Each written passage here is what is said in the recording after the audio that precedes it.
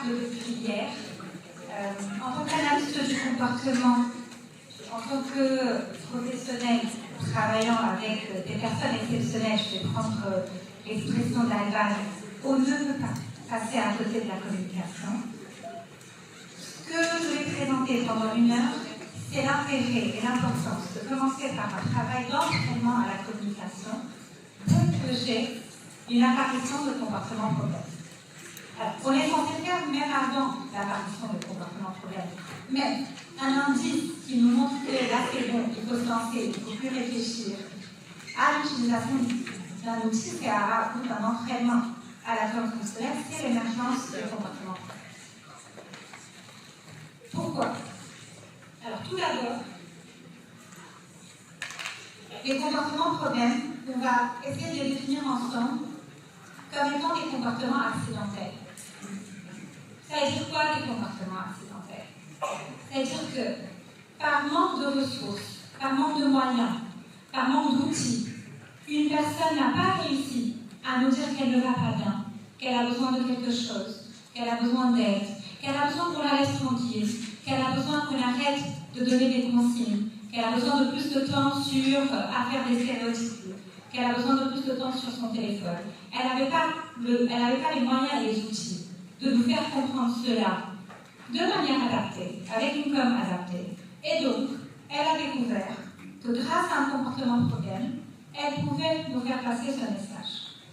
Et nous, qu'est-ce qu'on a fait? On a compris, à la suite de ce comportement problème, que cette personne était gênée. Et donc, on lui a donné accès à ce dont elle avait besoin. Et donc, on va partir du principe que le comportement problème est très très souvent présent de manière accidentelle, parce que la personne n'avait pas d'autres moyens de nous communiquer ce dont elle avait besoin, et qu'elle a continué à le mettre en place parce qu'elle a vu qu'il n'y avait pas d'autres moyens qui fonctionnaient pour nous faire comprendre ce qu'elle voulait qu'on comprenne. C'est pour cela que je parle d'apprentissage accidentel. Pourquoi il y a le permis indien?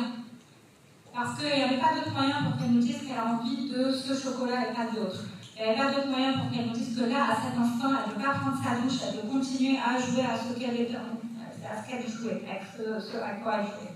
Donc, un gain, c'est une conséquence, c'est quelque chose que le comportement problème a pu rapporter à cette personne concernée. Sauf que ce comportement problème a un impact sur les familles, il a un impact sur la vie de la personne, sur la qualité de vie de la personne et de sa famille.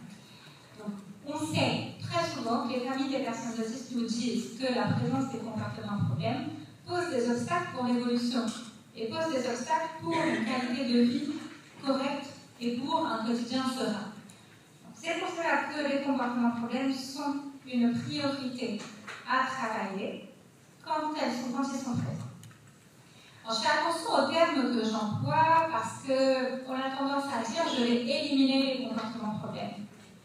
Je vais réduire les comportements problèmes. Non. On aimerait qu'il n'y ait plus de comportements problèmes. Mais dans notre manière de présenter les choses, je ne vais pas éliminer les comportements problèmes, je vais remplacer les comportements problèmes par des comportements communicationnels et puis après par des compétences. Parce que de nouveau, la personne qui n'avait pas réussi à nous dire ce dont elle avait besoin, elle n'a pas réussi à faire par manque de compétences ou par manque de moyens. Des fois, les compétences existent, on n'a pas donné les moyens qui correspondent aux compétences existantes. Donc, on ne va pas éliminer les comportements problèmes, on va voir grâce à cette heure d'échange comment on va les remplacer par des comportements adaptés, tout d'abord communicationnels, et ensuite sur des compétences que les familles, que vous en tant que professionnels trouvez utiles pour la personne. Quand je dis utile pour la personne, toujours en ayant en tête l'amélioration de la qualité de vie de la personne. Puis de l'environnement familial aussi. On va définir ensemble ce qu'est un comportement problème. Vous pouvez aussi participer. Je n'ai pas l'habitude de faire très descendant. Et puis j'ai l'habitude de me balader, mais bon, on va s'autoréguler. Donc quand je dis un comportement problème, vous pensez à quoi? Allez-y, j'essaie d'écouter un peu vos réponses. Des cris, de l'automutilation, de la violence, jet d'objets,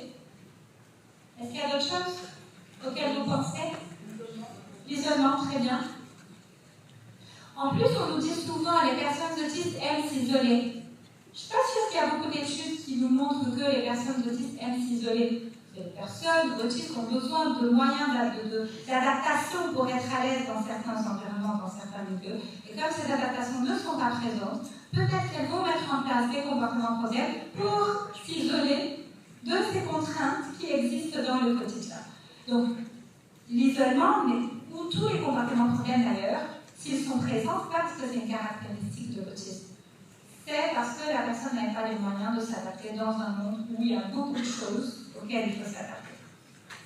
Donc moi, quand je parle de comportement problème, je parle de tout ce que vous avez cité, et je les classe, si vous voulez, en comportement d'automutilation, donc là où la personne se fait du mal, et aussi en comportement d'agression et de destruction, donc là où il y a de la violence ou des comportements problèmes envers les autres, envers les objets, le contexte dans lequel on est. Alors, dans la classification que je cite, il y a un troisième comportement problème que j'ai retiré. Je vais vous dire pourquoi je l'ai retiré et je vais vous en parler.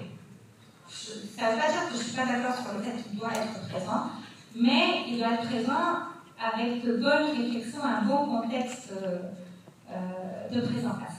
Le troisième comportement qui est censé être là, c'est les comportements stéréotypés. Vous comprenez, j'imagine, pourquoi je l'ai retiré. Parce que les personnes avec qui on travaille, les personnes autistes, ont besoin très souvent des stéréotypies pour réussir à avoir une certaine régulation au niveau de leur quotidien. Pourquoi dans cette classification, il est placé dans les comportements problèmes? Et eux, ils font cette explication que je suis en train de vous faire. Je l'ai retiré parce que je ne voulais pas le mettre et attendre d'expliquer que vous voyez. Donc, ce qu'ils disent, c'est que des fois, les personnes autistes découvrent par apprentissage accidentel que certaines de leurs stéréotypies peuvent les aider à échapper à certaines contraintes ou les aider à obtenir certaines choses dont ils ont besoin.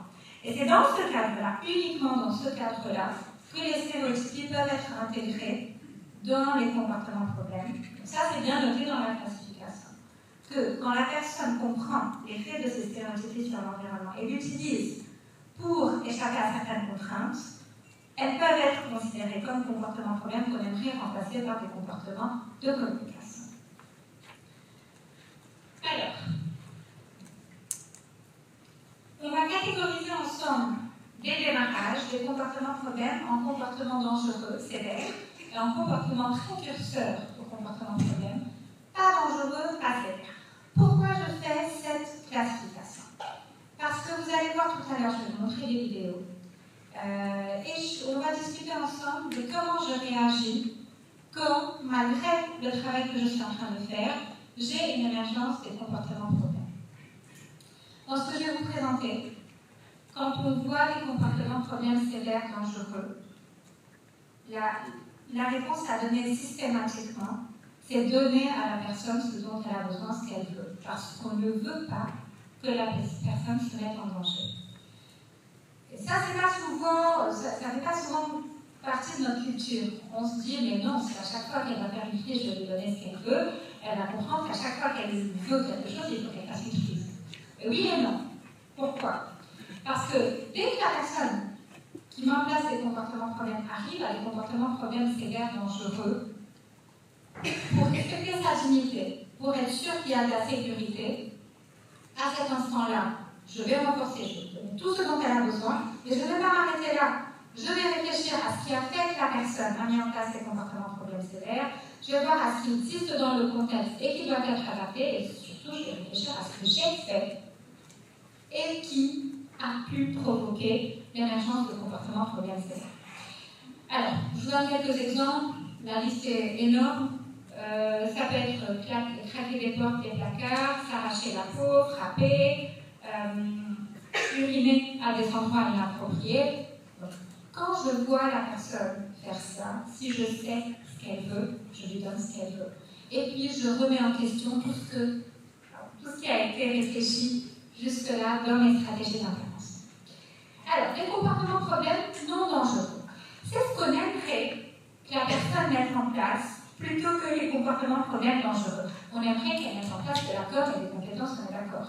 Mais avant d'arriver à de la com et à des compétences, on aimerait pouvoir nous-mêmes connaître quels sont les comportements problèmes qui nous annoncent qu'un comportement problème sévère va arriver.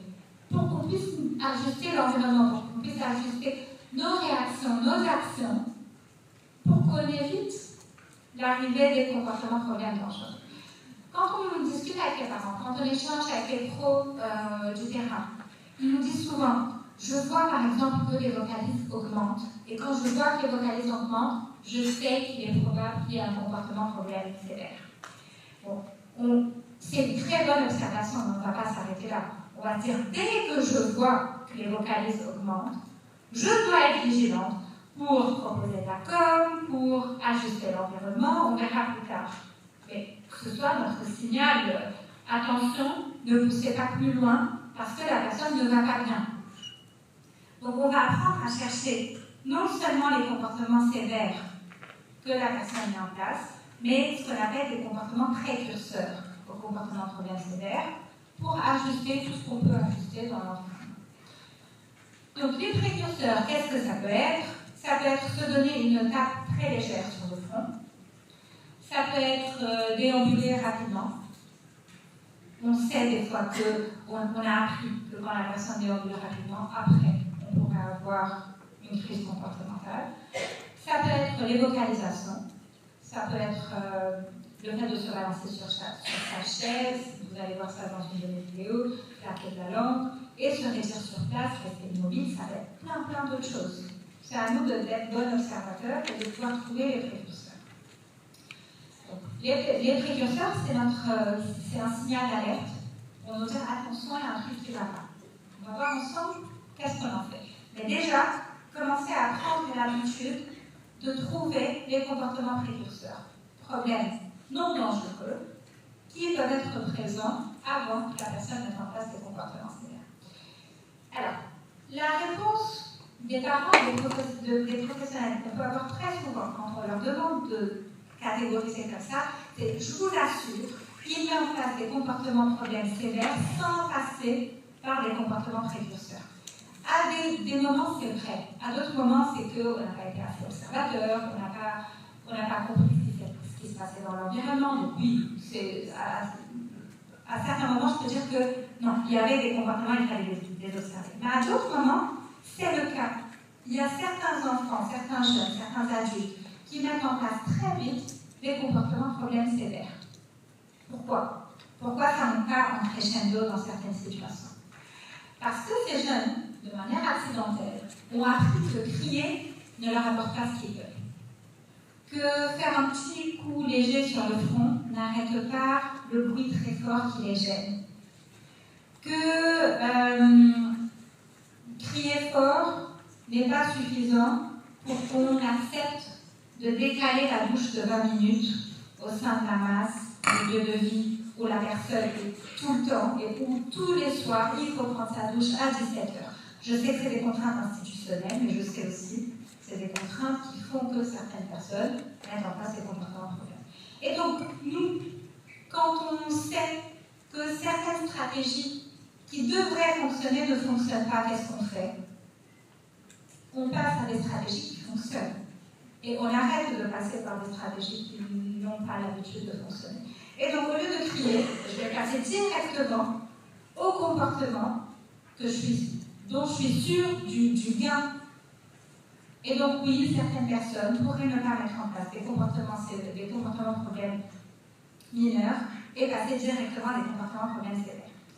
Et donc, avec ces personnes-là, avant de travailler sur la communication, je vais leur montrer que dès que je vois qu'ils ne vont pas bien, je vais répondre à leurs besoins pour qu'elles reprennent l'habitude de se dire ça vaut le coup de passer par des comportements problèmes mineurs avant d'aller vers des comportements problèmes très sévères pour me faire comprendre. Je vais vous montrer des vidéos de tout cela. Je vous présente un peu le cadre, le contexte, et puis on verra tout cela mis en place.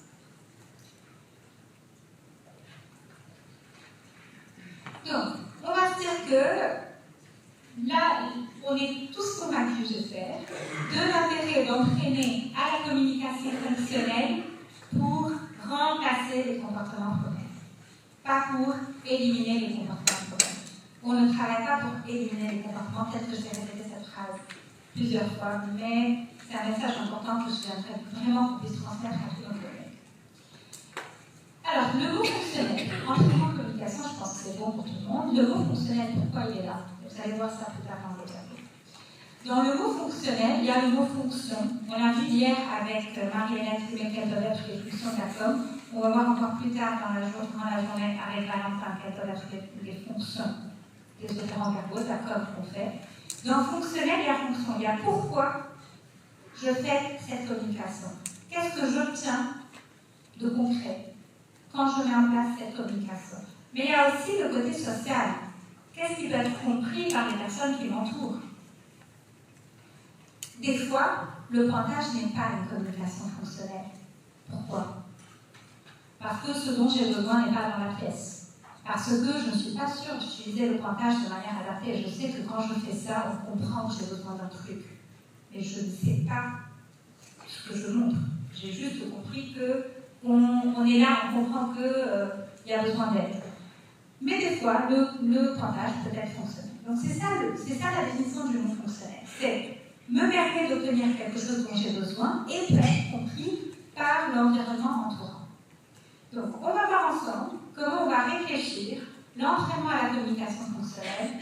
En anglais, on dit FCT, et dans la littérature, si vous tapez FCT, vous allez trouver beaucoup de littérature que je vous mets en biblio de toute façon, sur ces entraînements. Alors, les origines de la FCT, ça date pas d'hier. En analyse du comportement, ça a commencé à être développé en 1980. Donc, les pionniers, Segal et Durand, vous pouvez trouver tous leurs travaux. C'est basé sur une idée simple et puissante. Les comportements problèmes peuvent être considérés comme une forme de communication. Et donc, je vais entraîner les personnes concernées à de la communication qui correspond à leur niveau. Vous allez voir, on va trouver des outils de communication, ou ce qu'on appelle une réponse de communication fonctionnelle, qui leur coûte moins en effort que les comportements problèmes. Parce que si j'ai envie que l'enfant me dise Karen, je veux que tu arrêtes la musique s'il te plaît, et puis il va préférer de me balancer un truc dans le visage, puisque dire Karen, arrête la musique s'il te plaît, c'est très compliqué quand il est énervé. Alors d'ailleurs, nous, on ne fait pas des phrases très complètes sur des moments où émotionnellement on n'est pas bien. Donc exiger ça d'une personne qui a des difficultés au niveau de la communication sociale, ce n'est pas très raisonnable. Donc on va chercher des outils de communication pour les comportements problèmes. Je ne parle pas de la com en général. Pour remplacer les comportements problèmes, on va chercher des outils de com, des réponses de communication fonctionnelle qui coûtent moins en effort que le comportement problème. On va avoir besoin de CAA, ça c'est certain. Alors, pour dire que cette notion de communication, d'aspect communicationnel des comportements problèmes ne date pas d'aujourd'hui, dans des écrits très très anciens de Platon, de Rousseau, on voit cette notion que les comportements problèmes ont une valeur communicationnelle à prendre en compte. Ça a été encore plus développé avec tous les théoriciens qui travaillent sur la systémie familiale, sur la régulation au sein de la famille, comme quoi certains comportements problèmes permettent une régulation familiale même si elle n'est pas adaptée. Et puis ça a été développé encore plus par les psys du développement et les psys comportementaux, les comportementalistes, pour montrer l'importance et la valeur communicationnelle de ces comportements problèmes. On est d'accord, notre principe fondamental, c'est les comportements problèmes sont une forme de communication appris accidentellement. Ça, vous le savez, je vous raconte rien de nouveau, les parents, les éducateurs, tous les accompagnants du quotidien rapportent fréquemment qu'ils souhaiteraient que les personnes concernées puissent nous dire ce qu'elles veulent. On est en 2025, on a les moyens. Après, il faut des fois des ressources humaines, je suis d'accord, mais les connaissances pour faire le travail, on les a. Donc, pour faire de l'entraînement à la com fonctionnelle, il faut plusieurs choses. Il faut tout d'abord une évaluation fonctionnelle. Une évaluation de la fonction ou des fonctions des comportements problèmes. Des fois, un enfant frappe pour obtenir un chocolat. Des fois, un enfant frappe parce que l'eau est trop chaude. Des fois, un enfant frappe parce que, à cet instant-là, écouter le bruit et tolérer l'odeur des aliments, c'est très compliqué pour lui. Ça, c'est une évaluation fonctionnelle. Il est rare qu'un seul comportement apporte une seule fonction, un seul gain. Pourquoi? Parce que quand on voit que notre stratégie fonctionne, on va l'utiliser un peu partout. Et des fois, plusieurs comportements peuvent nous apporter le même gain ou les mêmes gains. Donc des fois, je peux frapper pour éviter une contrainte, des fois, je peux crier pour éviter une contrainte, des fois, je peux me balancer très fort pour éviter une contrainte, et d'autres fois, je peux me balancer très fort pour obtenir quelque chose que je veux. Mais il faut faire ces évaluations fonctionnelles pour essayer de comprendre sur cette période-là qu'est-ce que la personne essaie de nous communiquer par ses comportements problèmes. Et je vais vous montrer et des vidéos et des questionnaires qui nous permettent de comprendre quelles sont les potentielles fonctions. Et je ne peux pas identifier à chaque fois la fonction du comportement, le gain, parce qu'il est très souvent fréquent qu'il y ait plusieurs gains. Et des fois, il y a plusieurs gains à la fois. Je suis en train de regarder la télé, je sais que c'est le temps de la douche, je vois mes parents arriver pour me dire c'est le temps de la douche, je commence à crier, ils n'ont rien dit, moi j'ai compris que c'est le temps de la douche. Qu'est-ce que j'obtiens? Je décale le temps de la douche et je continue à regarder la télé. Et en plus, j'ai un peu d'attention de la part de mes parents qui voient que je ne vais pas très bien et qui restent à côté de moi. Donc, il est rare qu'on ait un seul gain pour un comportement. D'où l'importance de l'évaluation fonctionnelle pour essayer de comprendre aujourd'hui, sur cette période, quels sont les gains que la personne réussit à avoir ou a besoin d'avoir et qu'elle a grâce à ce comportement problème. Et puis on va faire ce qu'on appelle un enseignement alternatif, donc un autre comportement qui nous permet d'obtenir ce qu'on veut. Et vous allez me dire, mais tout ce qu'on veut, on ne peut pas l'obtenir tout le temps. Oui, je suis d'accord. Mais au démarrage, on va tout faire pour que la personne puisse obtenir tout ce qu'elle veut. Et puis après, on va aider la personne à tolérer les imprévus. On va aider la personne à tolérer qu'il y a des fois des changements qu'on ne maîtrise pas. Comment on va apprendre cette tolérance-là en mettant la personne en situation de frustration et en lui disant c'est bon, elle va finir par s'habituer. Non. En nous disant que pour tolérer, pour s'habituer, il nous faut des compétences. Donc une fois que j'ai fait l'enseignement alternatif et que j'ai une com fonctionnelle adaptée, je vais aider la personne à augmenter son répertoire de compétences pour réussir à faire face à tous les obstacles et tous les imprévus qui existent dans notre quotidien. Mais je ne peux pas demander à une personne de faire face à ce qui existe dans son quotidien si je ne l'ai pas outillé et si je n'ai pas adapté aussi le quotidien. Donc, l'enseignement de la communication fonctionnelle, c'est le premier pas. Mais il y a aussi un travail à faire derrière pour augmenter les compétences de la personne en question. Et puis, il y a cette question de renforçateur, donc les gains que la personne obtient grâce au comportement problème, qu'on va continuellement essayer d'identifier pour essayer d'aider tout le temps la personne à nous exprimer ce dont elle a besoin. On commence par une évaluation et des analyses fonctionnelles. On va voir ensemble. Ensuite, on développe une réponse de communication fonctionnelle, donc le FCR, et on élargit le traitement à l'apprentissage de compétences utiles pour améliorer la qualité de vie de la personne. Les études montrent des résultats impressionnants. Donc ça, c'est des études de Tiger et ses collaborateurs, vous les avez dans la bibliographie. Quand on met en place un entraînement à la communication fonctionnelle, on a 90% de réduction significative des comportements problèmes. À 53% d'élimination complète, pas que de réduction. Mais quand on dit réduction et élimination, c'est toujours en ayant en tête qu'on fait du remplacement par la com fonctionnelle. Je ne mets pas en place des protocoles pour que la personne n'ait plus de comportement problème. Je construis des capacités, des compétences, pour que la personne puisse utiliser d'autres comportements, pas de problème, pour obtenir ce dont elle a besoin et pour faire face à tous les imprévus qui existent dans le quotidien. On va commencer par la première étape, l'évaluation et les analyses fonctionnelles. Alors, on a un jargon un peu comportemental, on fait une différence entre les évaluations et les analyses. Les évaluations sont les grilles que je vais utiliser pour recueillir des informations. Parce que moi, dans mon petit cabinet, je n'ai pas les mêmes contextes que les parents dans leur quotidien. que les professionnels en maison d'accueil. Donc, on a besoin de recueillir des données.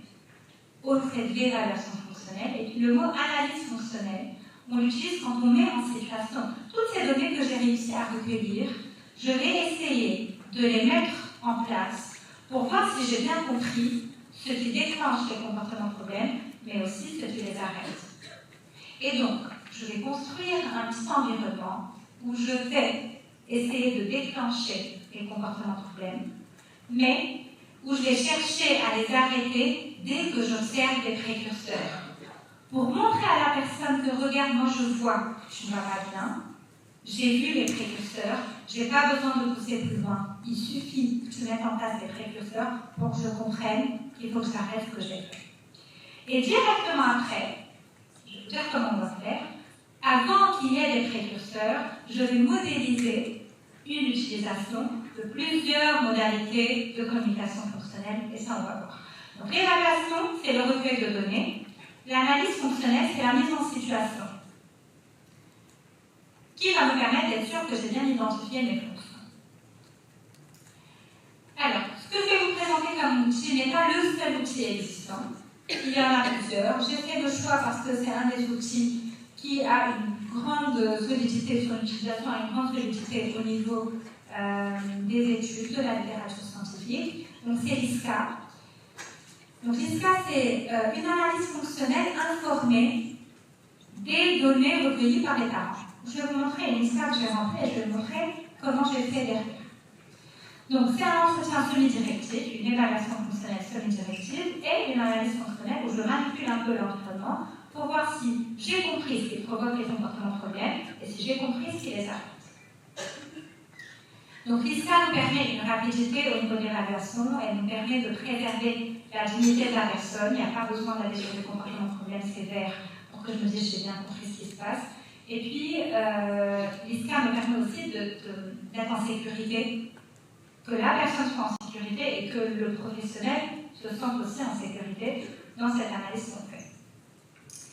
Dans les principes de l'ISCA, un jargon comportemental que je vais vous expliquer, on parle de contingence synthétisée. Alors déjà, le mot contingence, ça veut dire quoi? Pour ceux parmi vous qui ont utilisé un peu d'ABA dans leur quotidien, c'est les fameuses grilles ABC.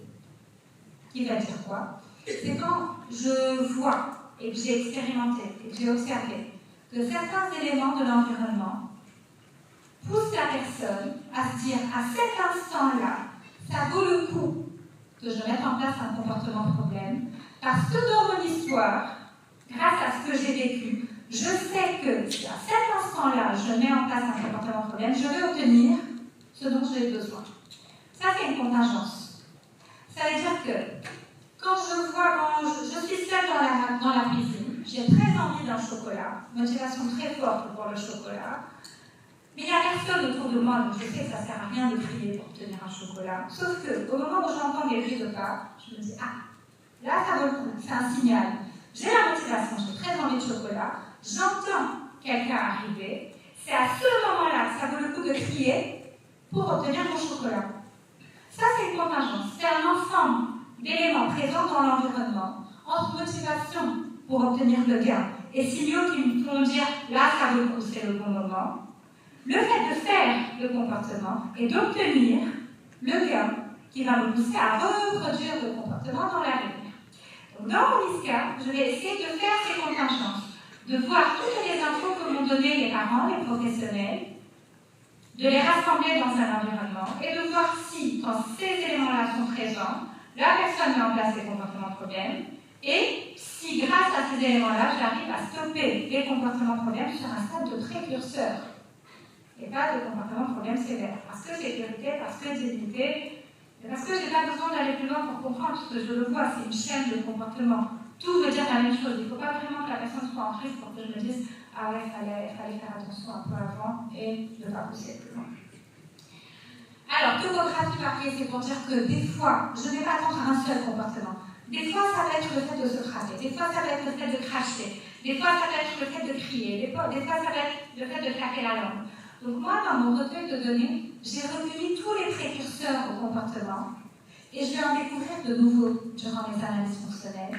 Et je suis vigilante au fait que dès qu'un de ces précurseurs précurseur se présente, quel que soit le précurseur, je vais arrêter ce que j'ai commencé à proposer en éléments qui peuvent provoquer des comportements problèmes.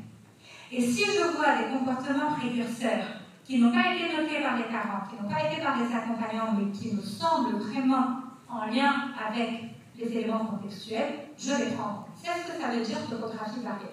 Ça ne veut pas dire que je vais juste attendre le fait qu'il se fasse les langues. Et puis, ça fait 5 minutes qu'il déambule, et je me dis non, moi je pense que c'est faire les langues qui est le comportement à vérifier. Non, c'est un ensemble de comportements qui peuvent varier. Et donc, je vais voir si cette combinaison d'éléments que j'ai compris est vraiment celle qui pousse la personne à mettre en place des comportements problèmes et à les arrêter pour les remplacer à ce moment-là par la com fonctionnelle. Bon, je vous montre l'entretien semi-dirigé des SCA. Je ne vous montre pas tout l'entretien parce qu'il y a 21 questions. J'ai pris les questions les plus importantes et les plus intéressantes. Donc, c'est pour une jeune femme qui est en maison d'accueil spécialisée, que vous allez voir tout à l'heure en vidéo. D'ailleurs, tout de suite après, il y aura les vidéos. Je vais vous demander de ne pas prendre les vidéos en photo, de ne pas prendre les vidéos en vidéo. Bon, j'ai les autorisations, et je remercie les parents pour les montrer en formation, mais pas pour les stocker ailleurs que sur notre plateforme de stockage. Donc, dans cet entretien semi-dirigé, qu'est-ce que j'ai? J'ai des questions.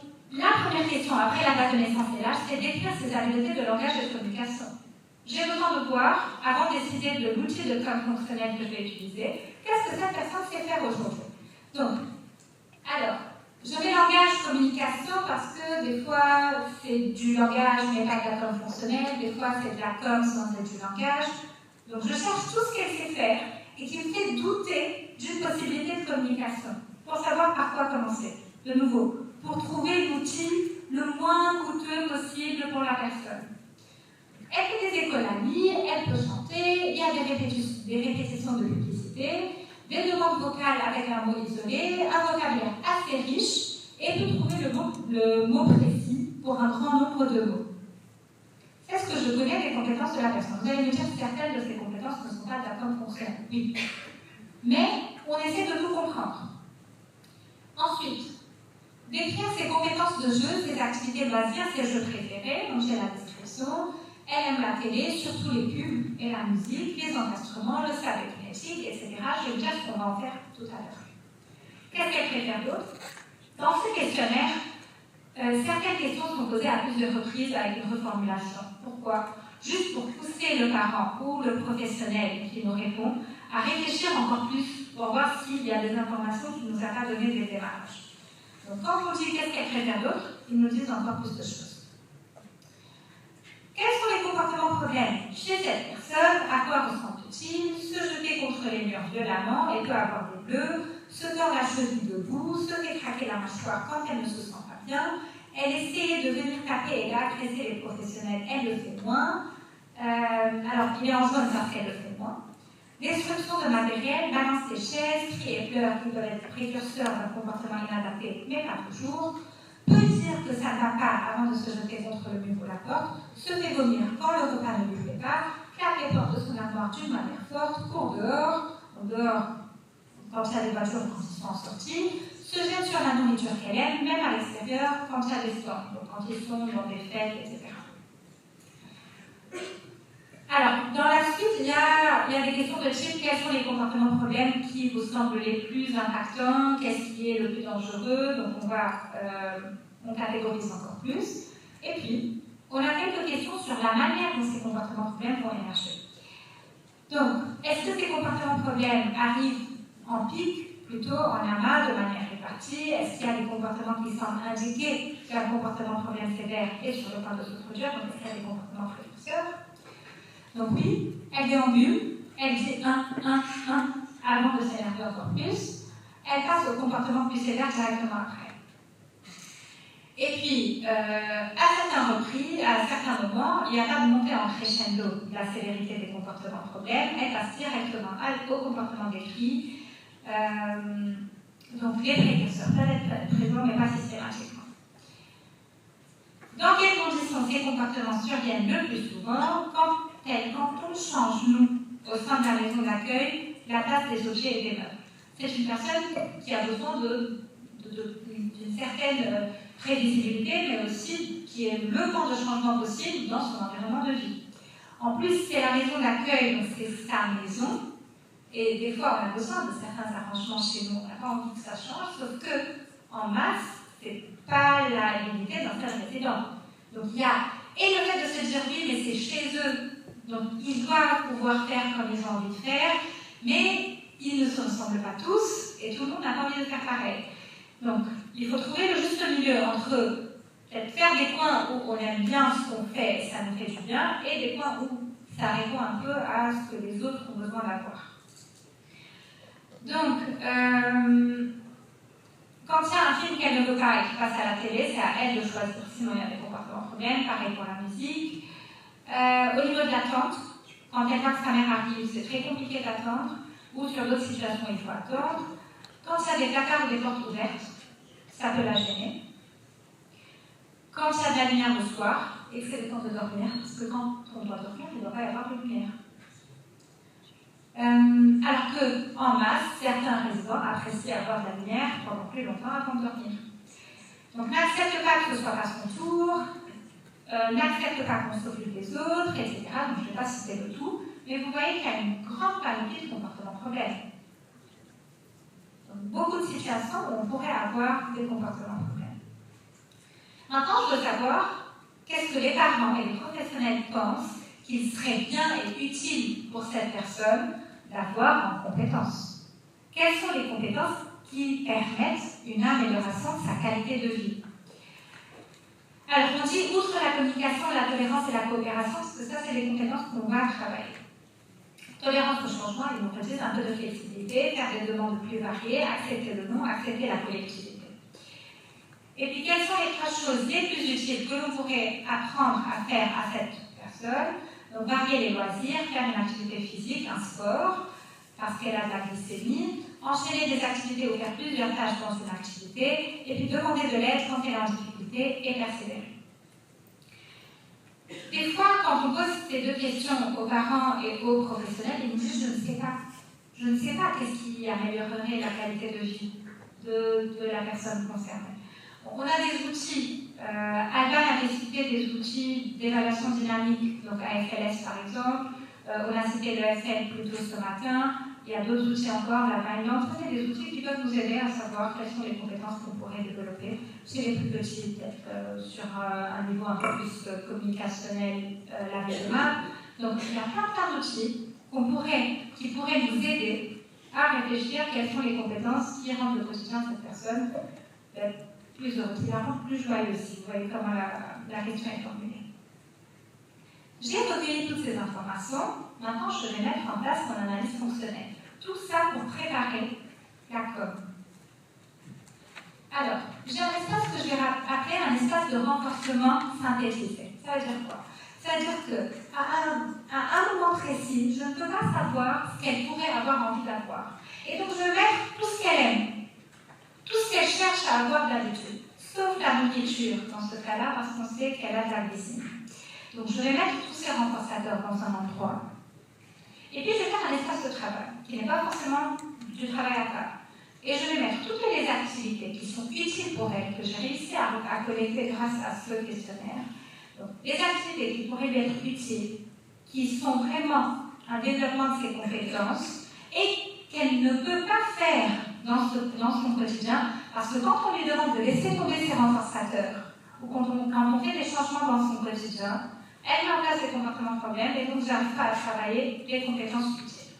Donc dans une pièce où il n'y a pas d'objet dangereux, où je contrôle le tout parce que je vais provoquer des comportements problèmes mineurs et les arrêter, je vais faire un coin où il y a le Disneyland de la personne, tout ce qu'elle adore, et un coin où il y a tout ce qui est utile pour elle, mais qu'aujourd'hui, elle n'aime pas faire, mais qui est utile pour elle.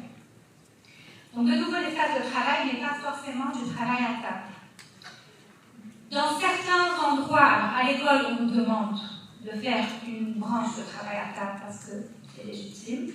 Dans certains milieux adultes, même si ce n'est pas très légitime, on nous demande de faire du travail à table, je vais vous dire pourquoi, parce que les ratios d'accompagnement font qu'ils sont 2 pour 7, ils sont 2 pour 8. Et donc, si la personne ne sait pas s'occuper seule dans un environnement calme, sécurisée, il n'y a pas moyen d'être sûr qu'elle est en sécurité.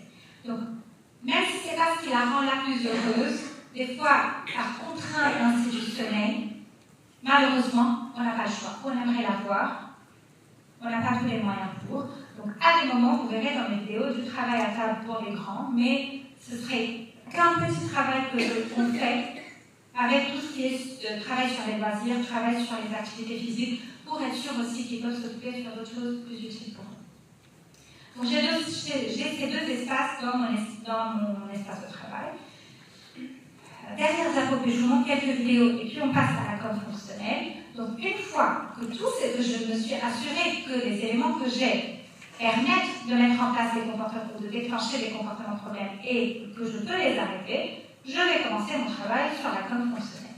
Et ce que je vais vous montrer, la vidéo que je vous montre, c'est une séance d'une vingtaine de minutes. Et si j'ajoute à cette séance un travail sur la com fonctionnelle, je suis capable de faire mon analyse fonctionnelle et mon entraînement, mon démarrage d'entraînement à la com fonctionnelle en 45 à 50 minutes. Je vais vous expliquer comment on met en place la com fonctionnelle, les petits conseils, et puis on voit encore plus de vidéos. Et je vous montrerai aussi des vidéos de la suite du traitement. Parce que dire je veux faire comme je veux n'est pas suffisant, c'est très important, c'est la première étape. Ça permet de remplacer les comportements problèmes et de faire d'autres choses à côté. Donc, pour trouver la réponse de communication fonctionnelle, des éléments indispensables. Là, l'outil que je vais utiliser doit être simple et efficace. Le plus simple possible, le plus efficace possible. Que la réponse soit facile à produire par la personne. Donc, fonctionnel, avoir la même fonction que les comportements problèmes. La fonction, c'est échapper à la contrainte d'arrêter la pub, d'arrêter le massage sensoriel et échapper à la contrainte d'aller travailler. Donc, elle obtient les pubs, elle obtient les éléments sensoriels dont elle a envie d'avoir et elle échappe à la contrainte d'aller travailler. Et puis, socialement reconnaissable, à ma façon, on l'entend et on le comprend. Avec certaines personnes, on va devoir au démarrage aller sur des outils qui sont un peu moins compris, mais qu'on remplacera progressivement par des outils plus compris. Quand une personne est en maison d'accueil, il suffit de dire à tout le monde dans cette maison d'accueil cet outil de dire cette chose-là.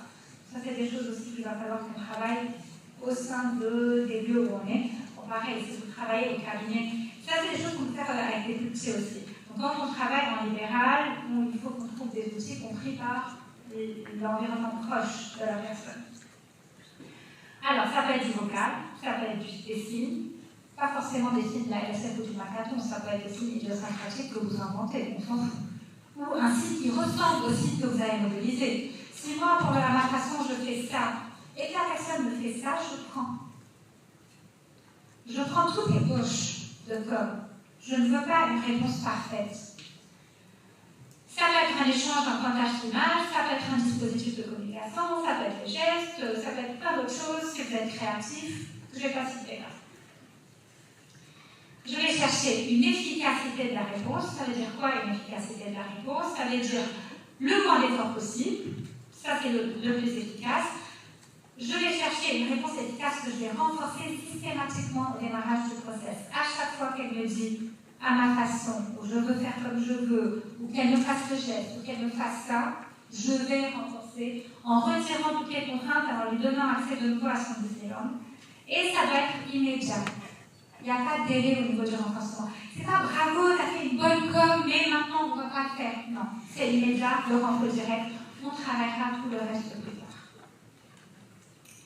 Alors, un mot bizarre de notre jargon en ABA, la réponse de com fonctionnelle est quelque chose qu'on appelle une réponse omnibus. Ça veut dire quoi, une réponse omnibus? Ça ne plaît pas des fois aux orthophonistes, mais je pense que je vais réussir à vous convaincre. Surtout les orthophonistes qui bossent avec des personnes qui mettent en place des comportements problèmes. Vous allez être très vite convaincus. Je sais que vous nous dites tout le temps, et je sais que c'est très légitime, qu'il ne faut pas des demandes passe-partout. On est d'accord. Il ne faut pas un mot qui veut dire beaucoup de choses et qui ne veut finalement rien dire. Mais, dans les comportements problèmes, je ne peux pas trouver un mot qui décrit la situation. La personne n'est pas en état de trouver le bon mot pour le truc qu'elle a. Donc, Et les études qui sont faites pour soutenir tout cela sont faites par des orthophonistes et des analystes du comportement. Donc, une demande omnibus, c'est une demande passe-partout, qui va servir à obtenir tout ce que la personne pourrait avoir envie d'obtenir, d'avoir, et échapper à tout ce qu'elle n'a pas envie d'avoir. Cette demande omnibus, une fois qu'elle est bien installée, et que j'ai réduit les comportements problèmes, je vais remplacer par des compétences, je vais l'améliorer. Donc quand elle me dit à ma façon plus tard dans le process, je dis quoi à ta façon? Qu'est-ce que tu veux? Et je vais présenter les modalités de communication qui me permettent une demande plus ciblée. Mais au démarrage, j'ai besoin d'une demande passe-partout. Donc ce mot omnibus veut dire passe-partout. Convaincu? Donc, on est obligé de le faire. Il n'y a pas d'autre moyen, sinon on aura des comportements problèmes. Les caractéristiques de cette demande, c'est qu'elle est efficace, facile à apprendre, qu'elle ne nécessite pas beaucoup de guidance, le moins de guidance possible pour qu'on soit le moins intuitif, qu'on puisse modéliser si c'est possible. Donc à faible effort, même quand Akima, vous avez vu tout à l'heure, est verbale, elle pourrait dire à ma façon, je ne vais pas exiger quelque chose. Okay? Le à ma façon, dit de plusieurs manières possibles, est une demande omnibus.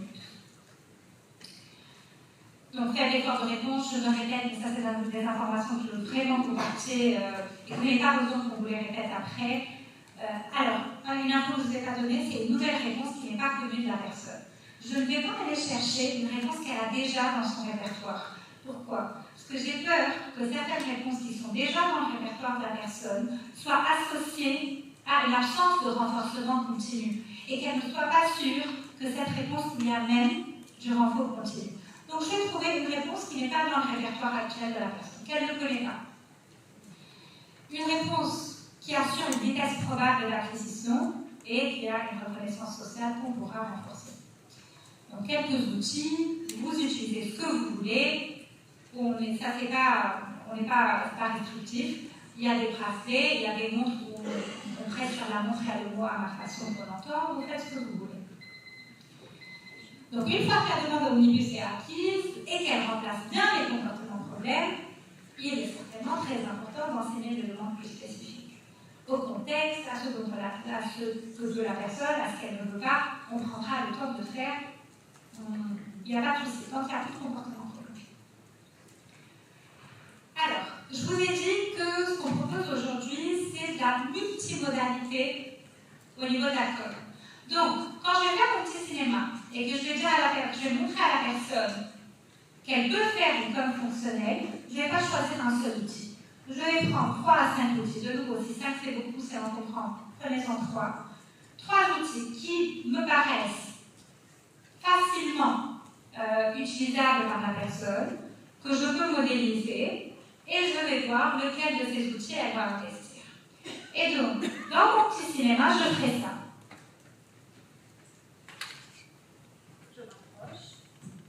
Le jeu c'est fini, on va aller travailler. Et si c'est à ce moment-là qu'elle a l'habitude de faire des comportements problèmes, je bosse directement et je fais à ma façon. J'attends rien. Je présente ma progression. Je présente la progression que je faisais. Au moment où elle avait l'habitude de faire le comportement problème, j'anticipe. Je modélise la com. Et je dis, ok, c'est bon, fais comme tu veux. Je n'attends pas à ce qu'elle la reproduise. Et je répète, et je répète, et je répète, jusqu'à ce qu'elle me surprenne et qu'elle utilise son moyen de com seule. Je vais répéter au moins 10 fois. Au moins 10 fois, avant de décider d'augmenter mon degré de guidance et de passer de la guidance par imitation à de la guidance gestuelle ou plutôt par imitation physique. Au moins 10 fois. Alors vous allez me dire qu'il y a beaucoup de personnes qui n'ont pas d'attention conjointe, qui ne sont pas capables d'imitation. Les personnes qui ont réussi à copier des comportements problèmes, elles sont capables d'imitation. L'attention conjointe est importante à développer, on est tous d'accord, mais n'est pas un prérequis à l'acquisition d'un outil de communication. Ça, c'est prouvé au niveau des études. Donc, le premier argument qu'on me sort souvent, il n'y a pas d'attention conjointe, l'imitation n'est pas possible. Non, l'imitation est possible même en manque d'attention conjointe. Ça ne veut pas dire que l'attention conjointe n'est pas importante à travailler. Donc, essai et l'imitation, très souvent ça fonctionne, même avec avec les personnes qui, avec l'autisme, alors je dis autisme parce que c'est le cadre aussi de la journée, mais ça on utilise avec tout le monde. Dès que je vois des comportements problèmes, alors tout le monde a été limité, des comportements externalisés, on va dire. Des comportements problèmes externalisés. Mais n'ayez pas peur de modéliser et de voir si la personne va réussir à limiter ou pas. Donc si au bout de 10 essais, vous voyez que la personne n'imite pas, deux choix. Être un peu plus intrusif au niveau de la guidance, donc soit guidance gestuelle, soit guidance physique, ou changer vos outils de com. Choisissez des outils de com encore plus simples. On ira vers du plus complexe, plus spécifique. Mais n'ayez pas peur d'aller sur le plus simple au démarrage. Alors, ça, on a regardé. Je vous montre encore un ou deux exemples et puis je vous explique la suite. Je vous montre le graphe. Donc, avec Akima, ça c'est des données. C'est juste pour vous dire qu'il a suffi de 2 modélisations. J'ai modélisé 2 fois, et puis elle a fait 1, 2, 3, 4, 5 réussites au niveau de l'utilisation du contacteur. Donc c'est la SCR, c'est la réponse de communication simple. La CSR, c'est quand on a voulu qu'elle se déplace. Pour le déplacement, j'ai guidé une seule fois, et puis elle a réussi à se lever, se déplacer et obtenir ce qu'elle voulait. C'est pas beaucoup d'essais, c'est une séance. Encore une information, on n'est pas obligé de complexifier la réponse fonctionnelle des démarrages. Là, c'était un choix. Avec d'autres personnes, on fait la communication simple, on étend le traitement vers d'autres choses, et puis quand on sent que la personne est plus disponible pour aller sur du plus spécifique, plus naturel, plus complexe, on complexifie l'outil de com. Pas obligatoirement au démarrage. Je vais montrer le 3e exemple. Je vais, pour faire pas de 4e exemple. On va voir l'extension du traitement et je verrai quelques vidéos vous montrer, comme ça on aura du temps pour discuter. Ne cherchez pas une réponse communicationnelle parfaite. Ce qui compte, c'est remplacer le comportement problème par une com fonctionnelle et on aura tout le process pour améliorer la com. Dans la suite du process, comment ça se passe? Après ma façon, après avoir appris à la personne à dire je veux faire les choses à ma façon, on va intégrer un petit délai qui est le pas maintenant. Donc, elle dit à ma façon, je dis pas maintenant et je redonne tout ce qu'elle veut. Comme ça, le pas maintenant n'est pas associé à 2 heures d'attente. Donc, le pas maintenant est déjà associé à quelque chose qu'elle apprécie. Sur la grande majorité des essais, elle va dire à ma façon, je vais dire OK.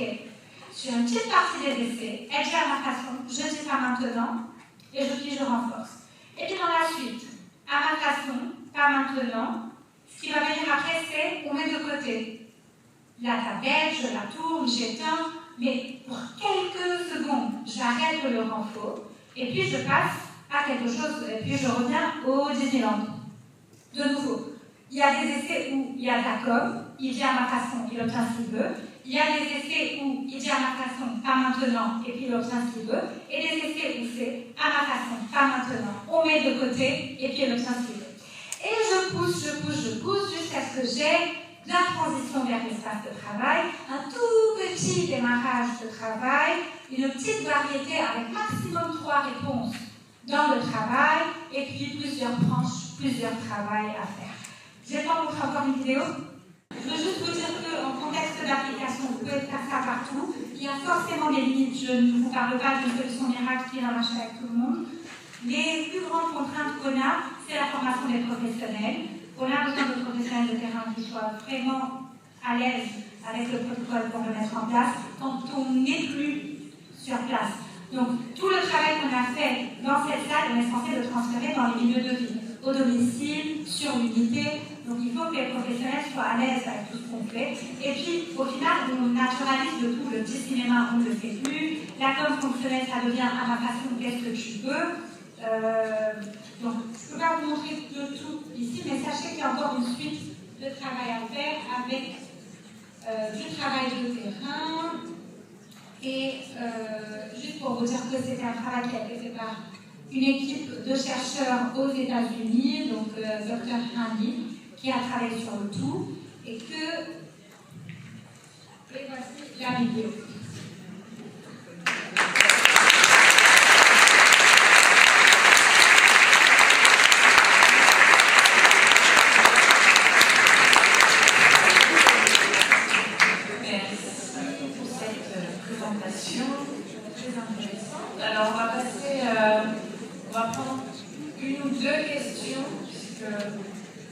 respiration avec les genoux.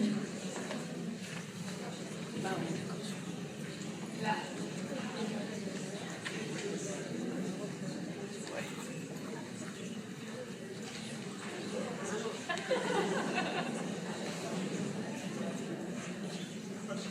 Bonjour, merci. Je suis Julie Sabouvé, je suis orthophoniste. C'était juste une petite précision quand vous parliez de montrer 3 à 5 modalités. Dans les vidéos qu'on a vues, il y avait 3 modalités, orale, pictographique et gestuelle. Est-ce que quand on monte à 5 modalités, c'est également de façon simultanée dans une même séance? Oui, mais ce n'est pas forcément les mêmes que j'ai montrées là. Ça peut être avec certaines personnes des post-it qu'on met partout. Il suffit qu'ils me donnent un post-it et c'est bon. Ça peut être tout ce que vous voulez, mais oui, on essaie de les modéliser en même temps pour voir qu'est-ce qu'il prend. Après, si vous savez que c'est beaucoup, ne le faites pas. Ok. Et la deuxième petite précision, c'est passer à la guidance physique une fois que vous avez fait les 10 modélisations. Oui. Et si vous connaissez bien le jeune, vous avez travaillé avec lui et que vous connaissez sa modalité de guidance préférée, vous pouvez le faire avant. En général, les jeunes que je suis, je ne les connais pas avant le process, donc je passe du moins inclusif au plus simple. Okay, merci.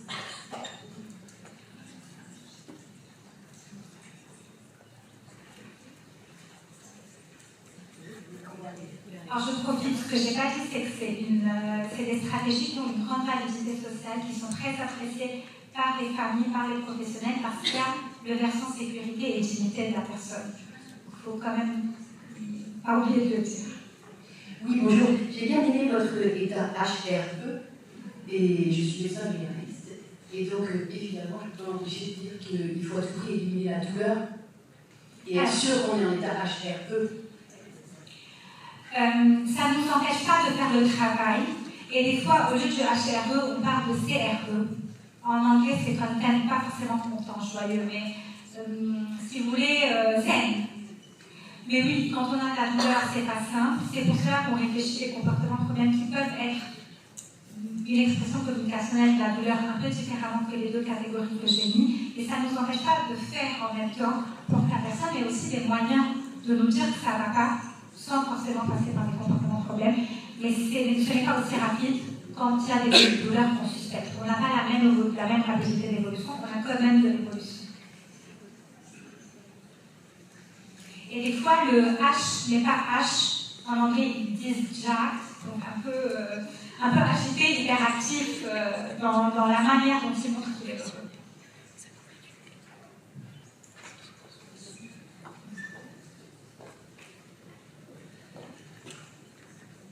Bonjour et merci beaucoup pour cette présentation très enrichissante.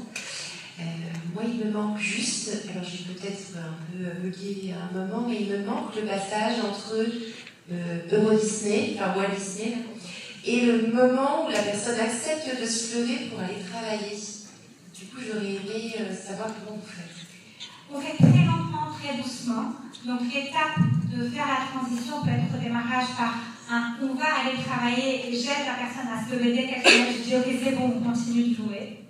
Et je continue sur des essais où elle me dit à ma façon, je renforce à ma façon.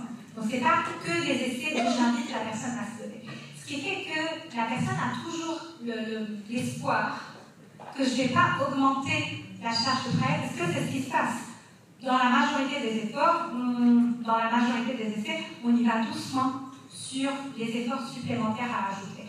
Et donc, sur 10 essais ou 15 essais que j'ai en séance, il y aura 3 essais au démarrage où il faut commencer par se lever. Et tout le reste des essais, on ne se lève pas. Et donc, on a une meilleure collaboration, coopération, parce que la personne se sent en sécurité et se sent entendue. Et puis, c'est faire 2 pas, et puis c'est aller jusqu'à la table de travail. Et puis après, c'est faire une seule réponse, et puis 2 réponses, 3 réponses. Et souvent, quand on va à la table de travail, on a au démarrage 3 grands domaines qu'on travaille. Un des 3 grands domaines, c'est les loisirs. Pour montrer que quand on dit le HRE, le Disneyland, c'est fini, des fois, il y a des choses agréables qu'on peut te proposer. Et le fait qu'il y ait des loisirs peut aider aussi à augmenter la motivation. Merci, je pense qu'on va s'arrêter ici, on peut encore une fois vous souhaiter.